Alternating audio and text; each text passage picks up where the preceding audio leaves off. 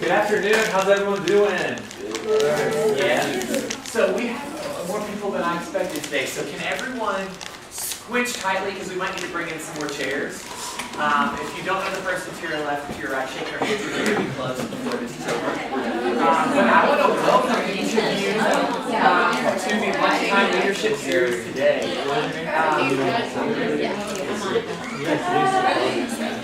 I want to welcome you all to Lunchtime Leadership today. I'm so happy that you all have come out. We've got a packed room and we've got a great topic, so we're going to pass it to Andrew shortly. First and foremost, I have surveys. A few of you have gotten them. If you will take one, if you don't, and pass them, please fill these out for me before you leave. Because we are constantly making changes, updates, and improvements to the program based off what you put on there. So I really appreciate that. If you have to leave early for some reason or when you're leaving, if you'll just leave them face down up here, that'll be great. We also have a few flyers for career fairs. So the career fairs are happening very, very soon, next week. So please take one of these. If you do not want one, they're expensive to make. You're not going to hurt my feelings, so just leave it in the pile. If you do want one and we run out, we'll get you one. And then come on in. We got the spit zone here, and I'll bring one more. And then lastly, those of you who's been before to a Lunchtime Leadership Series. Beautiful, beautiful. So if you have been this year, we are implementing a loyalty card system. So if you come to 5 or more of these sessions, you're going to get a cool prize on behalf of the CLCE. So please make sure that you grab one of these. I'll pass these around.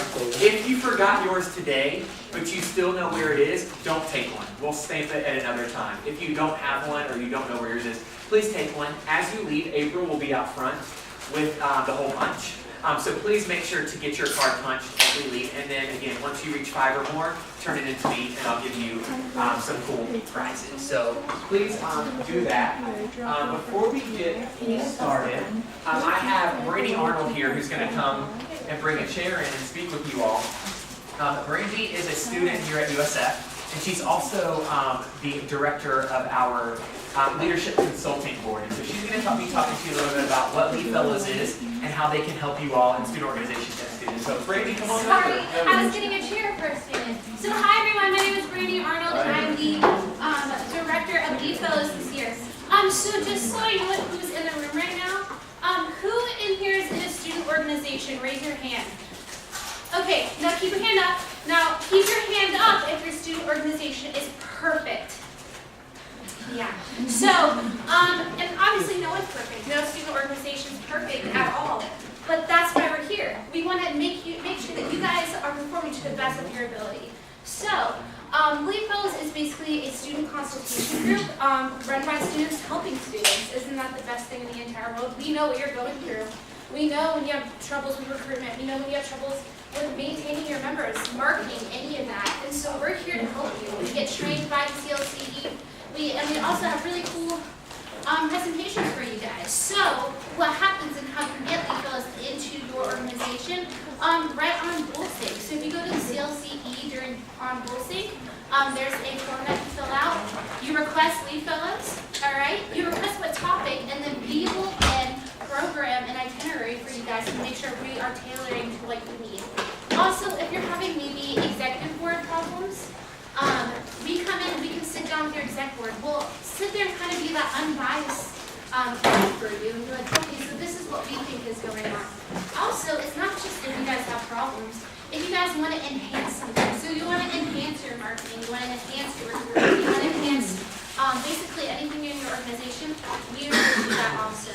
So, we're also recruiting for Lead Fellows. So once the CLCE releases their student leader application, if you think that you would be a great Lead Fellow, I want to hear it, and I want to see you guys apply, okay? So I can already tell that all of you guys are going to put consultations in for Lead Fellows, and I'm so excited for it, so thank you for that. And I hope you guys have a really great Lunchtime Leadership Series. These two are so great, and I know you guys will have a great time. Thank you for your time, guys. Thank you, Brandy. Okay. So again, before we get started, a few of you have come in. Please make sure you get a punch card if you don't have one, and a survey before you leave. But I'm going to pass it to Andrew. So Andrew is an academic advisor here at USF, but he's also one of our loyal partners. So he has served as an advisor for our BSB trip several times. and has done a lot of great initiatives for our office. So I'm going to pass it off to him. And again, thank you all for coming in. Thank you. How does this start, Chris? What? This. Oh, that's a good question. So,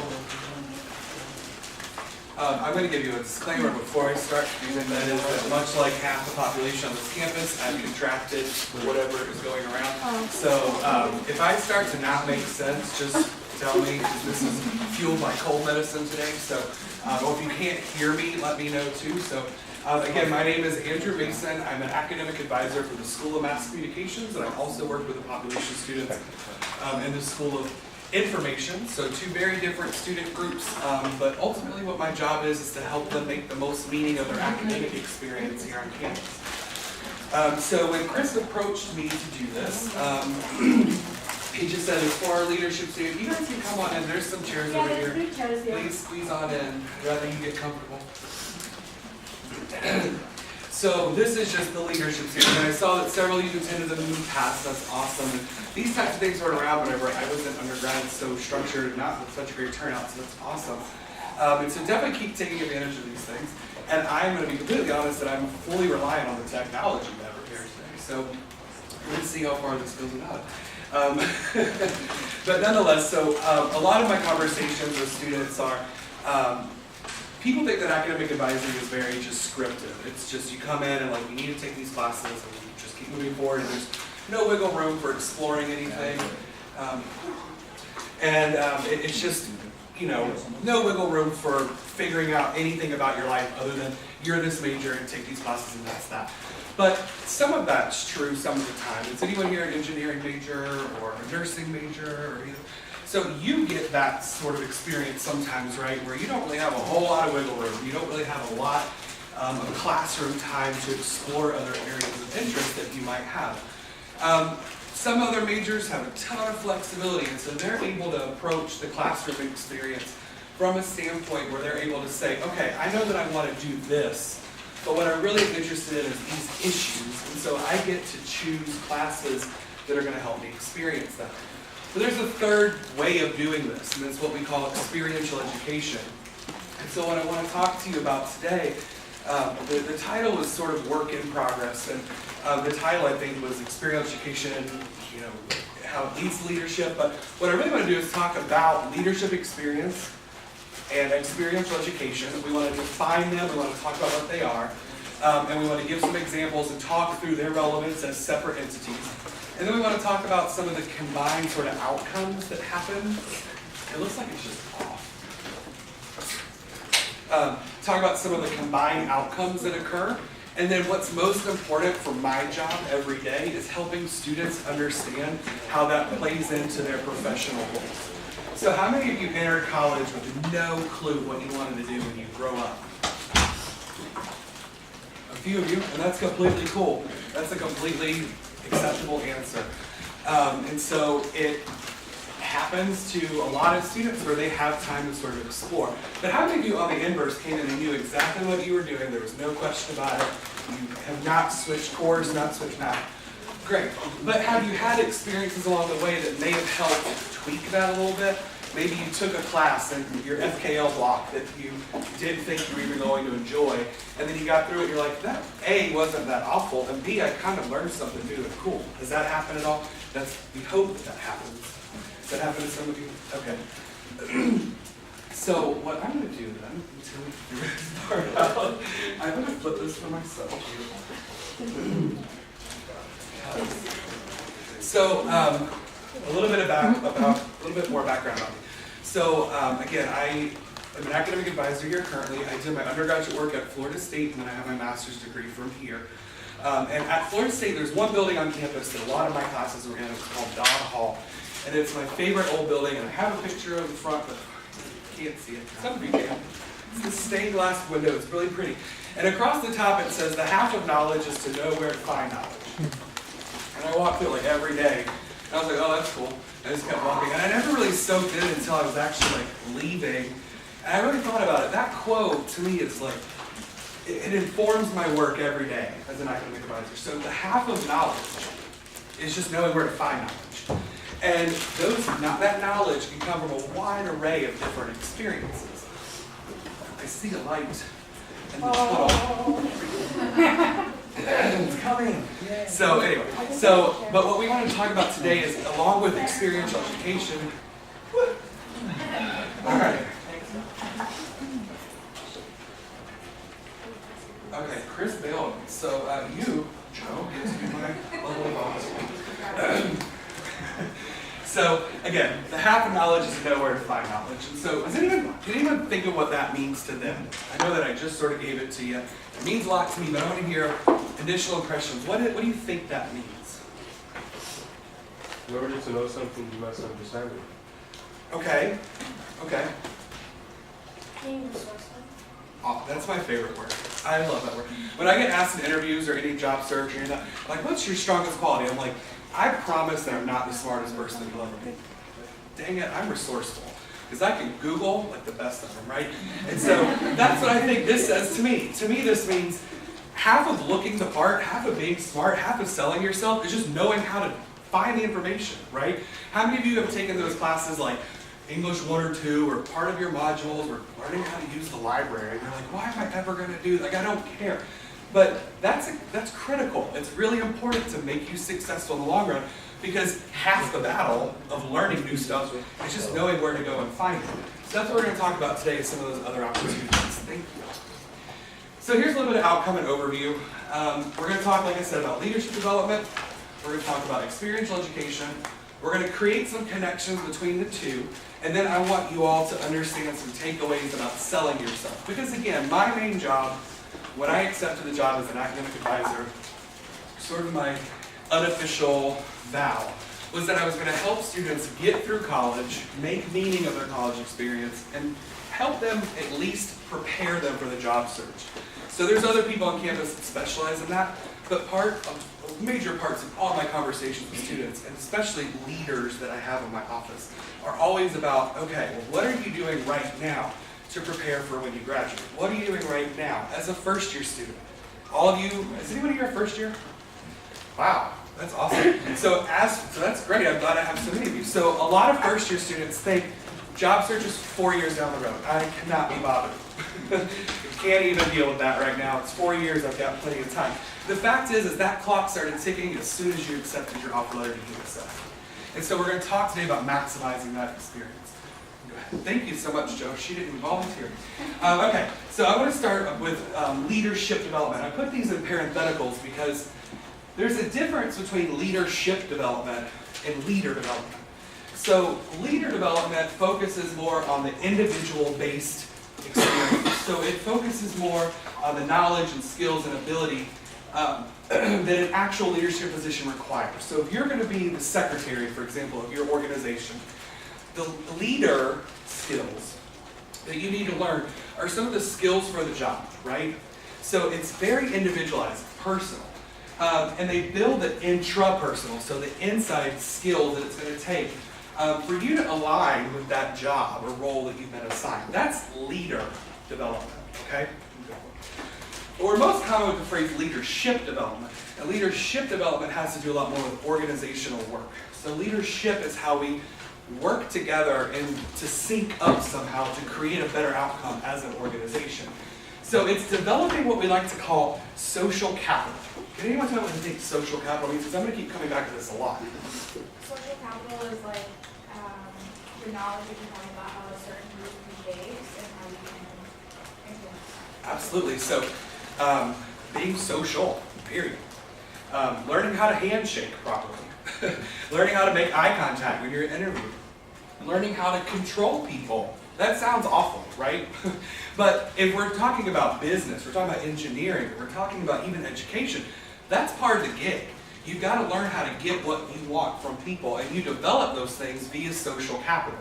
And you develop social capital in your leadership experiences. So as the secretary of your organization or president of your organization, that's where you start to fine-tune those skills today, right now. I'm assuming that everyone in some way, shape, or form is interested in leadership, or you wouldn't be here, right? Okay, so this is, right now, this is where you start to develop that social capital. It's networking relationships among individuals that enhance the cooperation of the entire organization. Collective capacity.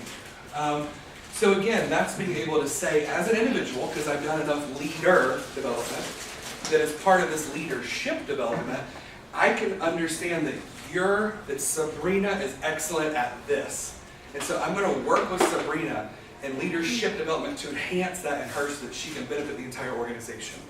We talk a lot about like exponential leadership, like when you combine two people, it's greater than the sum of the two. And that's where this comes from, right? So once I am good with myself as a leader, and I begin the leadership development, then I can start enhancing other people. And this can happen anywhere. It happens outside your chapter rooms. It happens outside of the classroom. It happens in your apartment. It happens everywhere. You are never not a leader. You have the opportunity to lead everywhere, all the time. So, is anyone an education major? Wow, no? Okay. So then this might not dazzle you at all, but I did decide to incorporate a little bit of theory in here just so this isn't me just completely winging it. But we have a theorist called Kolb, who's huge in education. He says that now we're shifting gears, sorry. We're going to shift gears to experiential education. So we talked about leadership, now we're going to talk about experiential education. So Kolb talks about 4 different pieces to experiential education. The first is having a concrete experience. So getting elected to be president of your organization. Okay. Observation and reflection. So this is what happened? How did I win? Who voted me in?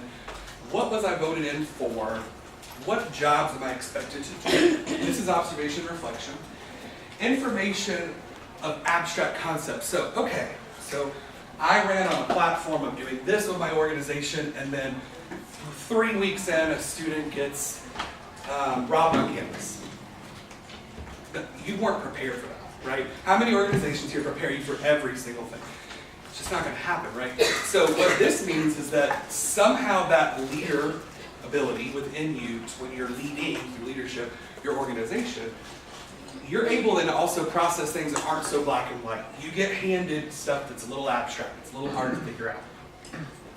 What you do after that, though, is that you take that, and you test it in a new environment.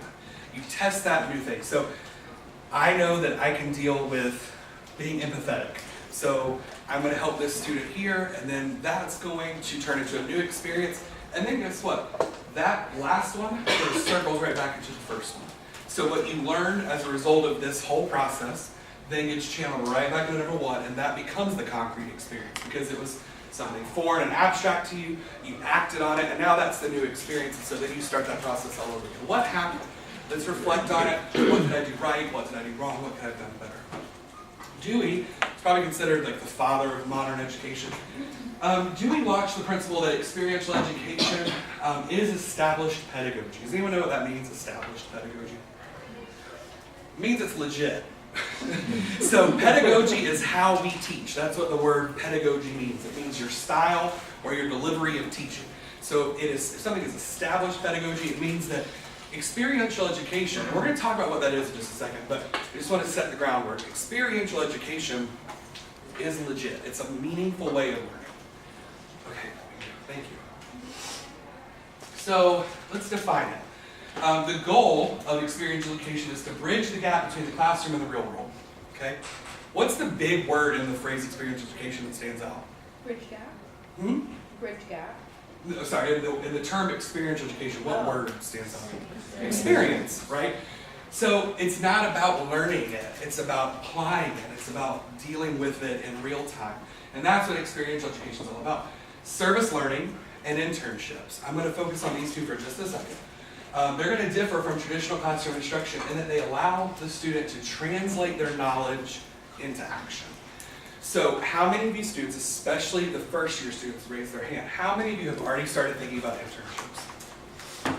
Great. How many of you third and fourth year students have already done them or planning to do them or it's already on your radar? Awesome. So that's a good amount of people in the room. And do you have a particular reason why you felt compelled to do an internship? It might be required by your major. I hope that it's necessarily not. But is there a reason why, especially those third and fourth year students, why did you decide to do an internship? Experience. Okay. But what about the experience? That's what employers want. Okay, so that's what you think employers are looking for. Go ahead. I think leadership or being a leader is about getting back to the community, about being in charge of the situation when it's changing. And that's what service is about. So I targeted that area around. So to you, there's a piece of social responsibility. I know we talk about that in a lot of our programming in CLCE. The field that I'm going into, I can't really get that much experience until I'm certified or until I have some type of degree. Sure. So an internship is the closest thing that I can do to prepare myself for dental school and to be Awesome. How many other folks in the medical field do we have here? Wow, a lot.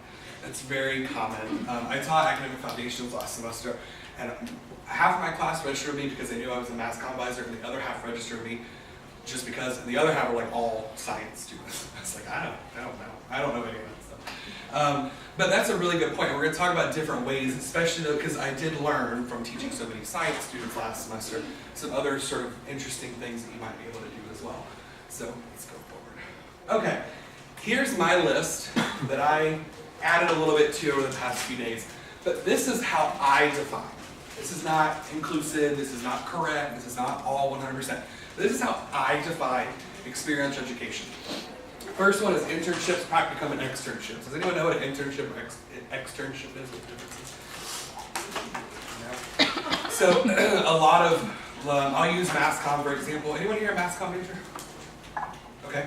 So some schools like mass comm, for instance, encourage you to do internships.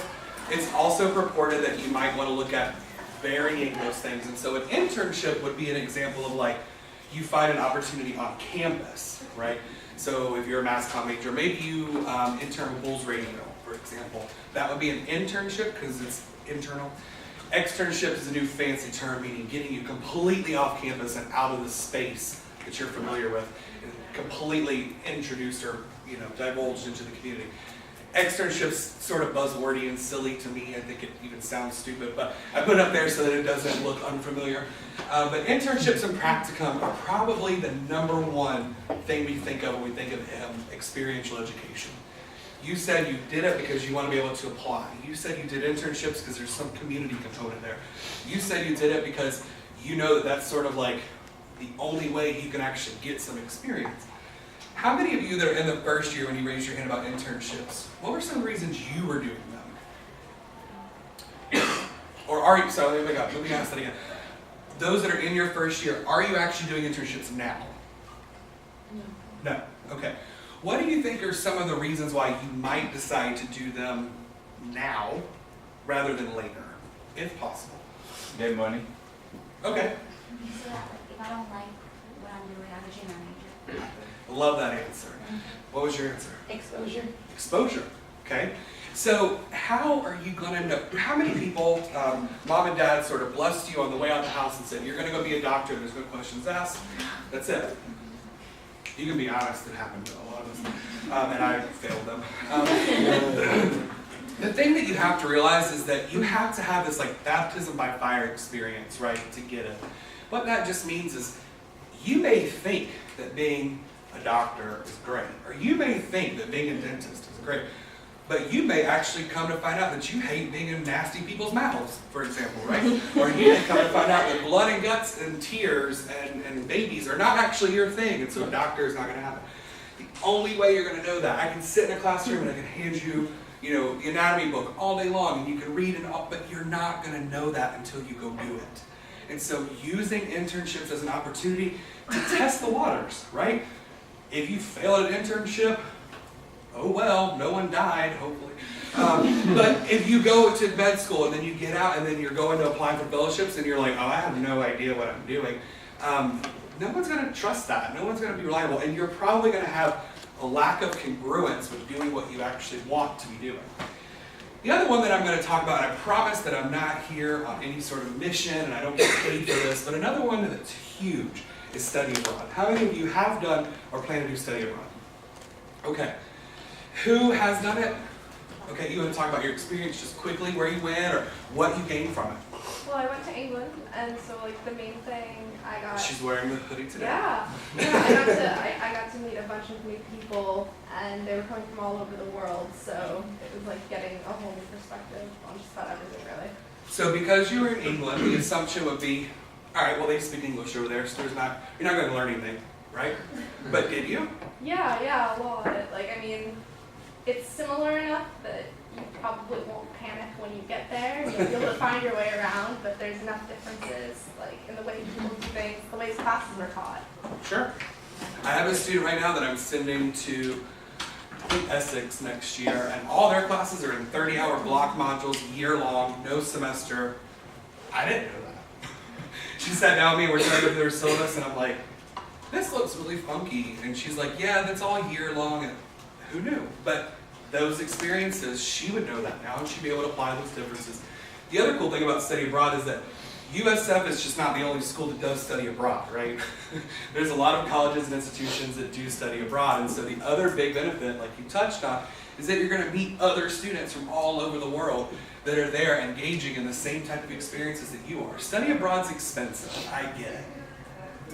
But if you need to place a dollar amount on your potential future, when you start thinking about it in that term, it might be worth it to save a little bit, or to try to put money back, or to apply for special scholarships, or apply yourself in classes so that you get the grades you need to get those scholarships, to really, bust it out and get those study abroad experiences, because they really can change you.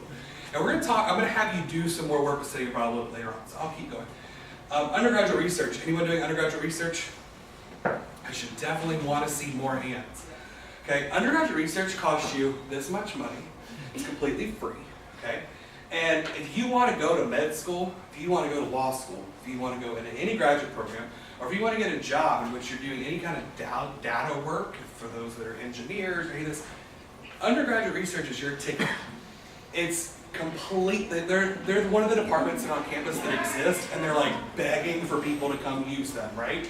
And you have their undivided attention. And it's a remarkable opportunity for you to go a little bit outside of your area and get another academic research under your belt that's going to help better inform your job search later on. So definitely a huge plug for undergraduate research. Service learning. How many people have done BSB or Stampede to Service or any of these types of programs? Okay, so you all get their importance, right? You touched on the community factor, the social responsibility, but being a member of a community is important. If you decide to job search in a brand new city, or if you decide to completely branch out of the area, if you don't have roots where you eventually end up, you're just a temporary employee, right? There's nothing tying you down. But when you start doing service and that gets you invested and rooted into that community, you're way more liable to persist more at work and do a better job at work because you know its impact on the community that you reside in. All of you are I don't know.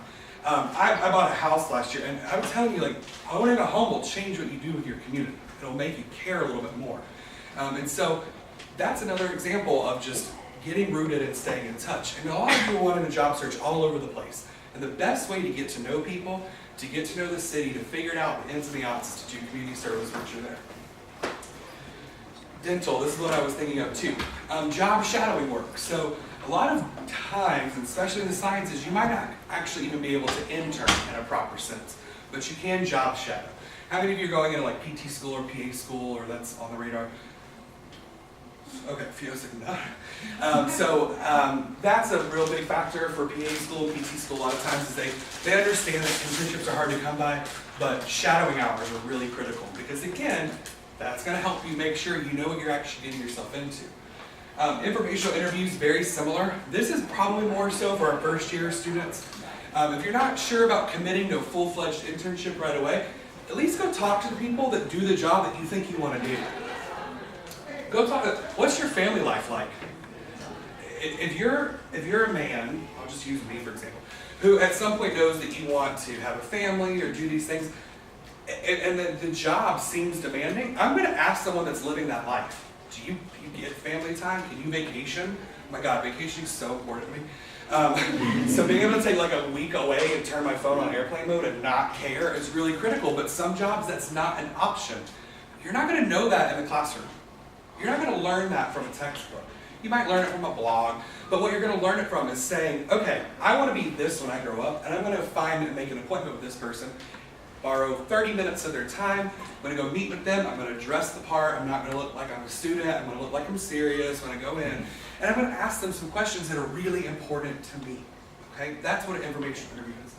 And then leadership within your organization is another experiential education. So this is sort of tying the two in, but leading any organization, if it's, what's the RSO minimum, like 10 students have to be an organization? If it's like 10 students or if it's 1,100 students, it's important. There's value in that experience. Okay, so Elon, is anyone familiar with Elon? It's a small institution in North Carolina. They have what they call the Elon Experiential Learning Requirement. They're required to do that. You guys are doing this leadership series electively, but at Elon, they actually require students to do this. I came across this as I was researching this, and I thought it was really cool. What they do is they tell students, okay, you need to have 2 units of experiential education before you leave, and here's how you can get them, and they outline it. And the purpose of that is that it prepares students for lives of meaningful work and service by engaging them in opportunities to integrate knowledge and experience.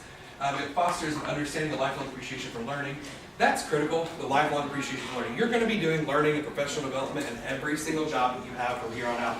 So just because you graduate doesn't mean the learning stops. Even when I was preparing this PowerPoint this week, I was like, oh God, I gotta remember to cite some of this stuff, and I gotta, so that grad school doesn't turn off, neither does undergrad. You always are learning, we're always continuously learning. And you engage in a process that includes preparation, action, reflection, to develop the habits. That sounds like that cold stuff, right? So you gotta prep for it, then you gotta actually do it, and you gotta reflect on it. To develop the habits of mind required to learn effectively from experience and the commitment to put the knowledge into action as responsible global citizens. Employers are not looking just to hire someone that's just going to come in and do the job. They're hiring people that want to be there. They're hiring people that are selling themselves. And if you're finding a company that just wants to put someone at a desk, then you don't want to work there. You want a company that cares about you, and the only way you can prove that you care about being in that company is looking like you're a global citizen, looking like you know what you're doing, and being in touch with the community. So good leaders never cease to learn, and taking responsibility for one's own learning remains an essential tenet of personal development.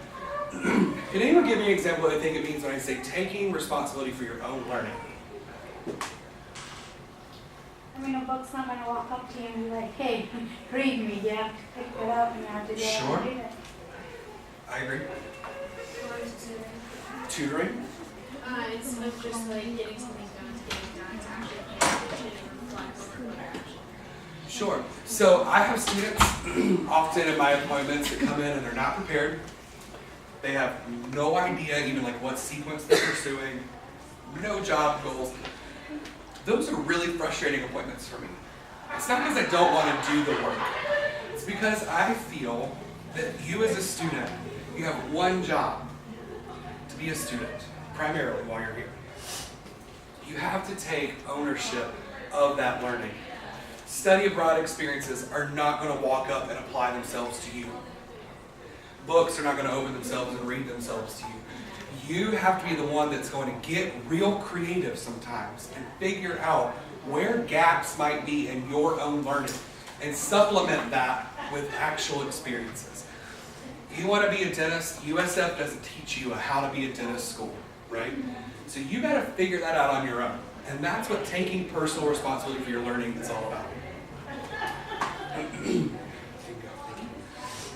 So there are 3 outcomes that the literature has identified as outcomes for both leadership development and for experiential education. The first one is critical and analytical thinking. So being able to apply what you think you know and apply it in a critical way. Personal leadership, so knowing who you are, not bringing all your junk to work, right? How many people know that hot mess in class all the time? Yeah, that doesn't work well in the workplace. So knowing who you are and having that piece figured out is really important when you step up to the job table. And innovative thinking. So again, sort of like that cold model we talked about earlier. You don't get a handbook that answers every question that's going to come your way. I wasn't prepared for that student studying abroad, and they need this weird new format of year-long classes. I had to wing it, I had to figure it out. But I knew how to do that because I've been in other experiences before that have helped me fire these connections. This is a, never mind, I'm not gonna read this.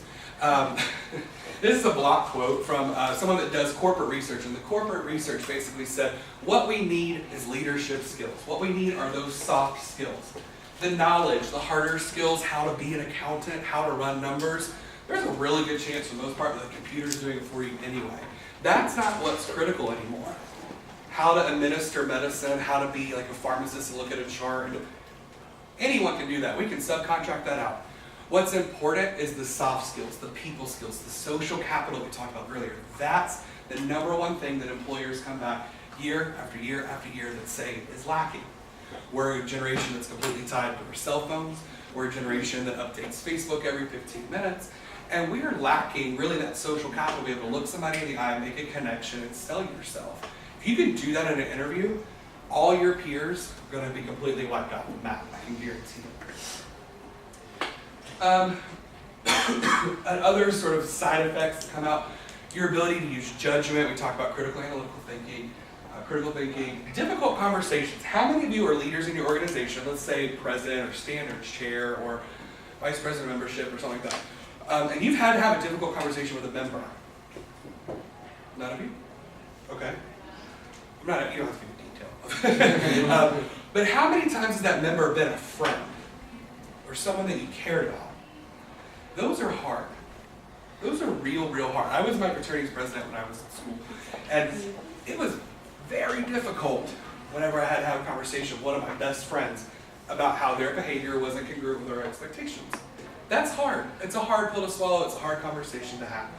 But if you can master that here, where it's not life and death, if you can master that in college, where it's sort of this experimental field, then you will absolutely be better prepared to do that in a job. And if you ever want to be in a place of leadership or management in your company, you better know how to give feedback. You better know how to execute proper feedback and give feedback where it's due in what we call a 360 format, so it goes all the way around.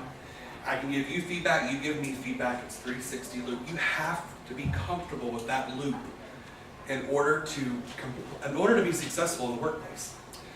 Execution. So this is the skill part. This is the knowledge part. You can't just be a rock star and not know anything, right? That's kind of like my job in a way.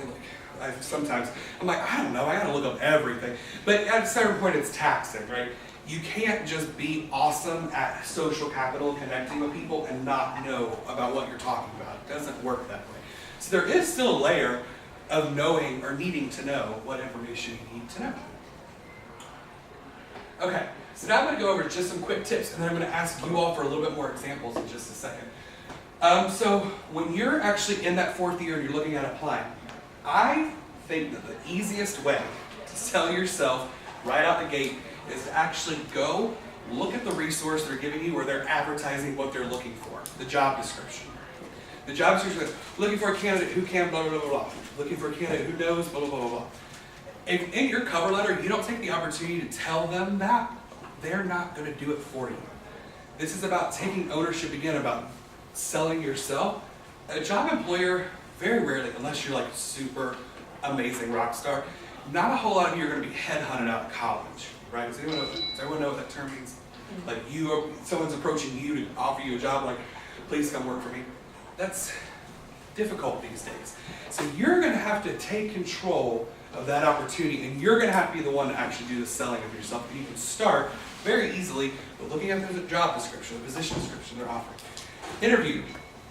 The number one thing that people give feedback in on interviews is that you had a great interview, you were able to connect, but I didn't get any examples. So what we're going to talk about in just a few minutes is creating examples from your experiences that connect to what they're asking.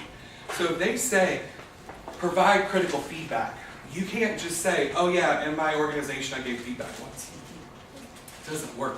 You are going to have to actually share some redacted version of that story, because they need to know that you know what you're talking about. They need to know that you know what you're doing before they offer you that job. And so Using examples in interviews is probably one of the other most critical things you can do once you get in that room. Okay, so what I want you to do, actually, go forward. I'm going to come back to this in just a second. What I'm going to talk about two more things, or two more slides real quick, and then I'm going to give you the opportunity because I want to hear some of your thoughts. Use the resources around you that are still here and that you're already paying for. Let's be honest. You're already paying for the Writing Center. You're already paying for the CLCE. That lunch they gave you guys is great, but you paid for it. I don't know if you realize that or not. So use it. You've already paid for it. It's already here. Why would you wait till you get out of college and you need to potentially go find a consultant on your own? All that organizational consultant that came in to advertise their services today, it costs this much dollars. Why not do it? If your organization's on the brink of greatness or on the brink of failure, don't you want to tap into that free resource that's here? I don't know. I'm frugal. The Writing Center. My resume has been chalked over, I don't know how many times, by people in the Writing Center. Strangers. That's really helpful. They don't need to like me to give me feedback, or they don't need to hate me to give me good feedback. So go to the Writing Center regularly. Hugely important. Faculty in your field. A lot like the informal interviews and a lot like the other things we talked about, faculty in the classroom, they don't not know what they're talking about. I mean, they got there somehow, right? So use those faculty, use their office hours. They're required to hold them. Most of the time they're bored playing Candy Crush. Go interrupt them. They would be remiss for me to say that because they usually like to think they're working on research.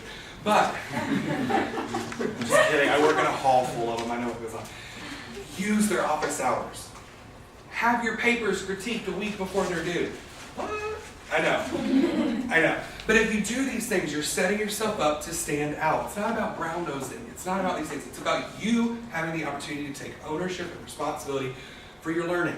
Maximize your dollar while you're here. You're already paying tuition. You two probably pay the same amount of tuition, so do better at it than she does. I mean, that sounds awful, right? But that's the way the job market works. CLCE. Again, you've already paid for it. Use it. Go on BSB. Go to Leadership Workshop Series. Do Stampede and Service. These things are highly, highly important for your development here. Take control of your own learning. Learn how to learn self-efficacy. We've talked about this now a few times. And I'm going to just sneak this in because I forgot to add it. If you're not doing that co-curricular transcript the USF offers, you should, first off. But if you're not and you have other ways of doing it, make sure that every one of these experiential opportunities that you're doing, you're keeping in a portfolio. Make sure you're reflecting on them when they happen. If you go on, when did you get back from Stony Brook? Just this winter. Great. Have you had time to not mentally do it, but actually sit down and type out what that experience meant to you? A little bit. Okay. Did you have some reflections due along the way? It was just like I was keeping a journal throughout. Okay. So take those journals, put them in one area that's going to be easier for you to find later. Because trust me, when you're late 20s and job searching again, you're not going to remember what 21 was like for the most part. And you probably will need some help prodding you along, right? So if you have the opportunity, if you do Stampede to Service, it may sound cheesy. When you get home and you've showered from doing the shoveling and stuff that whole day, when you get home, take 30 minutes to just write down a quick blurb to yourself, email it to yourself so it never goes away, and so someone can hack it later. Email yourself what that experience meant, because that's where you're going to start to sell it from at the job table. That's where you're going to start to remember those things. You can say, I went to London in 2015. Okay. What did that do to you? What did it change about you? What did it ignite you? These are the questions you want to start asking yourself as a part of reflection. And don't wait too long to do it. Do it right after. No one here was in my BSB trip, but we reflected every day we went on BSB. We reflected every single day, every night. They reflected, they journaled. I didn't collect them. There wasn't a grade. It's for their own good. And once you tune into that reflection process is the only person you're selling it to is you, you'll understand the value. Sorry, go back one more.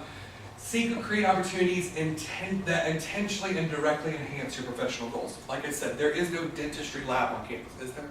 Okay. I said that and I was like, hold on. There's not a how to be a dentist lab on campus. So you have to, what we call, intentionally set out to create that experience if you want it. Who in here wants to have a job that's like super random? That like, you want to be like, I don't know, a vet that only works with like 3-legged equine or something. Like you have something very specific, like something very weird. Okay, you all don't want boring jobs. Someone's got to have like a really cool, funky job. I work with students all the time. They're like, I want to be a talk show host. Okay, so there's already a Wendy Williams in daytime. There's already an Oprah on her own network now. So where are you going to squeeze in? Where are you going to create that niche for you? And so you have to take charge and do that intentionality to create those experiences where you feel is lacking. If you want to be a political reporter that covers issues related to Syria, well, wouldn't recommend that one. So let me back up. If you want to be a reporter that covers issues related to, I don't know, European finance, probably 1 or 2 people on this campus know that world, but probably you going and doing that work, or you interning in that work, or seeking out those unique, weird, cool opportunities is going to be your biggest ticket in the door. Okay. Values congruence. You don't want to be in a job. How many of you are in fraternal organizations, fraternity sororities? Only a handful? Okay. You don't want to be in an organization that's completely out of line with your morals or your values. You don't want a job in which you jeopardize your values every day. You don't want a job that you feel icky going to work. So find jobs, find internships, find opportunities that are aligned with your personal values. And the only way we know what those are is to have those honest conversations with ourselves about what are my values. Do I value women and gender work? Do I value justice? Do I value LGBT issues? What do I value? Once you figure that out, then going to work is fun. Going to work is something you enjoy. Step outside your box. Lead in a group that you might not be a direct part of. This is weird. How many of you are involved in a student organization that's like completely not related to your life, but like it's a cool opportunity? Can I have an example? Okay, I'm part of a group called Comers of the Dark, which is a group that raises awareness for depression. I Okay. don't personally suffer from it, but I know people who do, so I wanted to just take on. Awesome. On Bulls Radio, but I'm not a mascot either. Okay, that's a cool experience. What do you want to do? Pharmacy, corporate pharmacy, Okay, so why Bulls Radio? because I love the people who work there, and it's a great like stress reliever from biomedical. Awesome. So you have an outlet. Work-life balance. That's an actual answer. I know you were like, I don't know, it's fun. But that's a real answer. That's a real thing. Having work-life balance is real. You do that for a purpose, and that is aligned with what you want to be doing.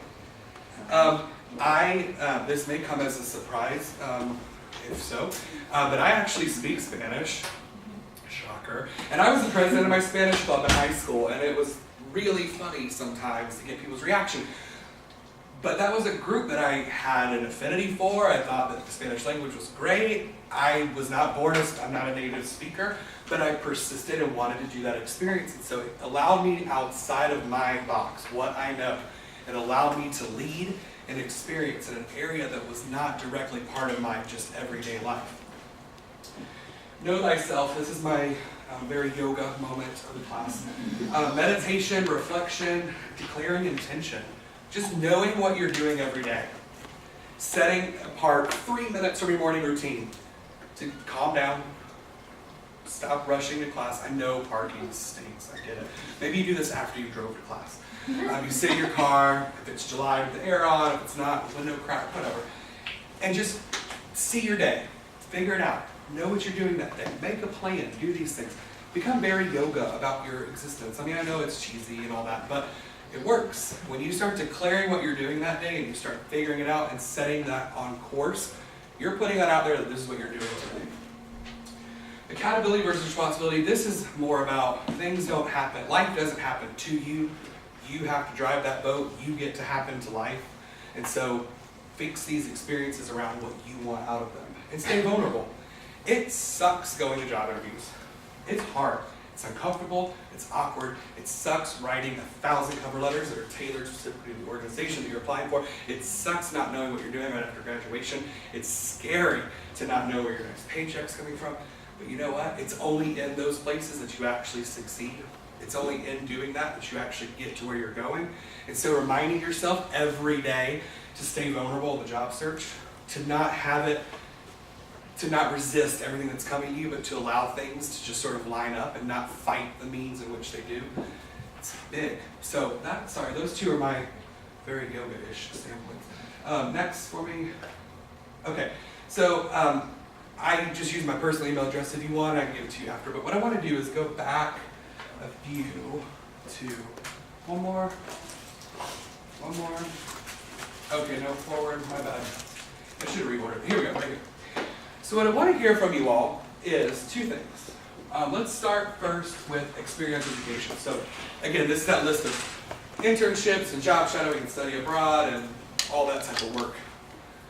I want you to give me some concrete real life example, not of fluffing, right? Something real that you could apply to a job search. So from study abroad, that could be your example. So what I want you to do is just take out a quick sheet of paper, or if you don't have one but you're good at mental stuff, do it that way. But just give me one thing that you've done that's experiential education and what an outcome would be that you get to talk about to your future employer. If you haven't done one, then what I would encourage you to do is think about one that you intend to do, one that you plan on doing. So again, that's study abroad, internships, practicum. What is one thing that you've done or plan to do that you want to be able to tell your future boss, this is what I gained from that experience? Okay, you're all looking at me. Is that not clear? Or is it just abstract? You say just from your education? This is just, we're doing the first one, which is just experiential education. So just internships, job shadowing, service learning. You've already touched on corporate responsibility and social responsibility. So we have a few. From your experiential education, give me a tangible line that you would say to interview. If I said, oh, I see, who wants to go? I don't want to call you one. Okay. Is it Annalise? Annalise. Okay, so Annalise, I see that you participated in. I worked at an ENT office. Okay, at an ENT office. So what does that matter to me? It gave me a lot of experience in relationships between your employers and the employees as well as the patients. And not only did I learn a lot of medical terminology and concrete things, but also social skills. Like, what do I do when there's a long wait time? What do I do when certain things come up? How do I ease people's minds? Does anyone want to critique? I'll go. Gave examples. Very common. Huh? Very common answer. Yeah. Gave examples, talked about skills, hard skills, talked about soft skills. You're hitting it all. That's perfect. That's a great answer. And every one of your internship or practicum or study abroad or service learning or CLCE, all these experiences get to do that for you. You get to figure out how it sells you. You get to figure out how that plays in. Okay. Anyone else have one that was really, really good they want to share? Okay, so then switch gears real quick. We're going to go down and we're going to do the same thing with a leadership experience. So being a leader in an organization, or again, intending to be a leader of an organization, what is an outcome that you expect to have or you have had that you get to tell an employer about? Someone raise it when they're ready. Joe? Well, as president of the Tampa Bay Association of Environmental Professionals, I have the opportunity to not only lead a group of students, in how to go about making professional connections, but we were also able to collaborate with the professional chapter and kind of learn from what they're doing, whether it's a board of directors meeting or budget meeting. It's all very cool information. Perfect. So, again, here's my role, and here's something that I took away from that role. Now, let me ask both of you this too. So, we don't do everything in college, right? Just simply as a means to land a job. Did you have fun doing what you did? Did you meet a lot of great people? That's what kept you there. That's why you did it, was for the fun stuff. But what you get to do is you get to translate that into something that's going to sell yourself to the employer. Same thing with you. Did you enjoy your experience there? Loved it. Did it change your career path at all maybe, or strengthen it? It strengthened it. Okay. So she didn't do it just simply to be able to use it one day on a resume. She did it because she wanted to, she enjoyed it. But what happened is that she's now able to sell that experience. do I have any pressing questions for me? I know that like some of you probably have class at 2. I'll hang out for a little bit. But if anyone has any or doesn't have anything else, thank you so much. This has been a lot of fun for me. If you have any questions, I'll hang out for just a few minutes. And I believe, Chris, do you want any of like their survey stuff? Yeah. Okay, so there's that. Jot it down if you need to ask me any questions. But I'll hang out for just a second. Great. So I want to thank you all for coming. Of course, please fill out your surveys and leave them up front. If you did not get a punch card, I can get one for you. We can do it. April and I are going to be out front punching as we go, or as you go. Next week, it'll be the same time, same place, Lunchtime Leadership Series. We're going to talk about leadership styles and how to utilize your personal leadership style with a group or a team. So please come back. We would love to see you. Thank you, sir. Yeah, no problem. And y'all have a great day.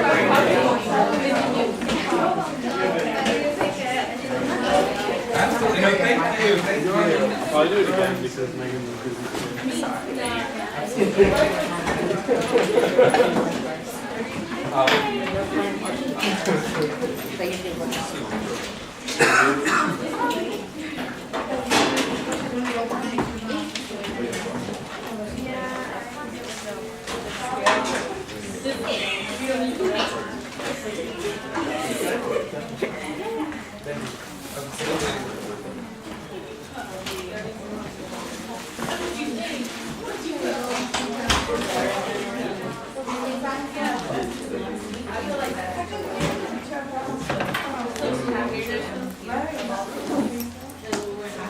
Kyle, what's great to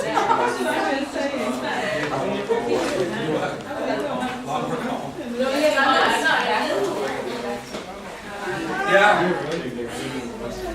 In summer will be really hot and nice.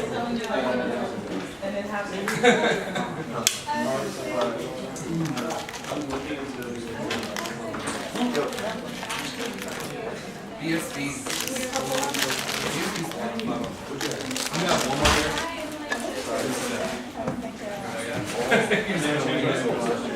Oh, okay. Full service break. Sorry, I didn't say that. My bad. Full service break. It's basically a part of the alternative spring break movement. So what it is you call in during your time over spring break to go on a year. Most things are necessary. It's focused around a service issue. So like I led the trip on immigration reform last year to bring students to San Juan, Texas, and we had one on the Mexican border to do a lot of like community work and immigration reform. So there's things ranging from women and genders issues to animal rights, environmental, immigration, LGBT, gay, youth, like all different kinds of cool stuff. So are you here for another year? Probably. Okay. Okay. So definitely try it out. Definitely try it out. If you're here next spring, the application process is usually sometime like in early fall, because it's sort of like a year-long work. You move throughout the year and prep for it. So definitely look at applying soon, or in the fall rather, for next spring if you're going to be here. Yeah, it's awesome. It's worth it. And CLCE is the one that hosts it. So if you have any questions, you know, just stop by like the front desk to get more information about it. Thanks for coming. Yeah. I just want to let you know that the lecture was insightful. Thank you. I wanted to know about what undergraduate research. Sure. Okay. So a lot of undergraduate research is actually out of area, so that's one thing they encourage. Is so what you might want to do before you even really approach it is sort of think about another area that might be interesting to you. Maybe you're a big history buff or whatever, and so you want to think about another academic area because what they want to do is sort of take you out of that comfort zone and just somewhere else. There's a whole office that's dedicated to undergraduate research in the library on the second floor. So when you go up the stairs, there's like the 2 computer labs to the left. The undergraduate research is the door in between those 2 computer labs. So if you go to the library's second floor, it's like 201 and 209 are computer labs. Undergraduate research is right in front of you. Or you can also Google it, and then it's Dr. Pollins, the one that runs all of undergraduate research. He's fantastic. Again, it's one of those like, we're here and we want students to use us, so definitely make sure you go use it. It can be. You can enroll in if you need upper level hours or if you need some elective hours, you can enroll in hours, or you can also enroll in a 0-hour course where it at least shows up on your transcript, but it doesn't cost enough. Okay, awesome. Yeah, All right, thank you. absolutely. So wait, can you do that any time of the year? Yeah, you can sign up. I mean, there's a cycle to it, but you can definitely drop by and figure out from them like what works best with your schedule and put you on a path to do this undergraduate research. Wait, I was gonna tell you something like you like it was a very Oh, not great. very like tricky. So I was like, oh, he got everything before I even had the question in my head. You already answered it. Oh, good, good, good. Well, thank you so much. I appreciate that. Thank you. All I'll right. email you if anything. Perfect. All right.